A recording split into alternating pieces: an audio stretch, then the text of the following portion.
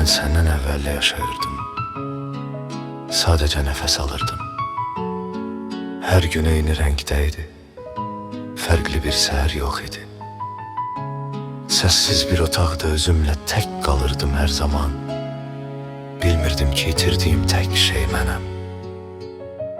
Ama sen geldin, hayatıma bir ışık geldi.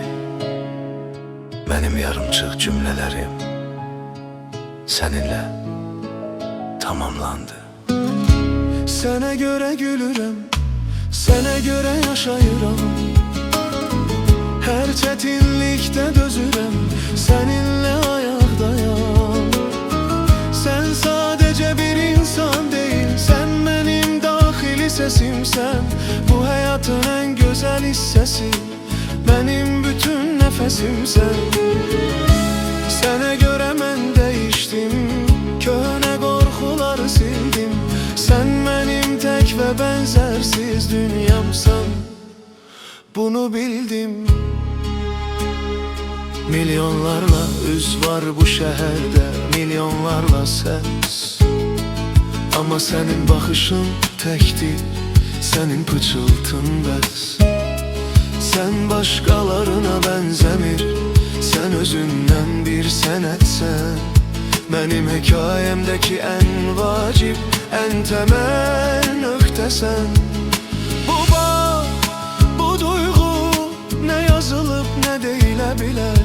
Bu ikimizin arasında olan bir müqəddəs sirdir.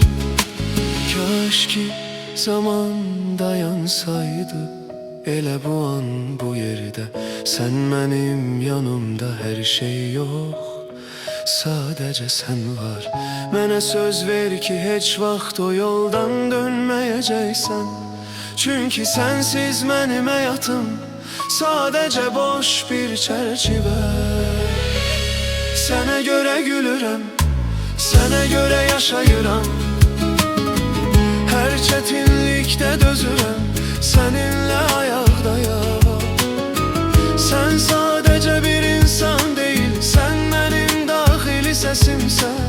Bu hayatın en güzel hissesi, benim bütün nefesimsən. Sənə görə mən dəyişdim, köhnə qorxuları sildim. Sen benim tek ve benzersiz dünyamsan, bunu bildim.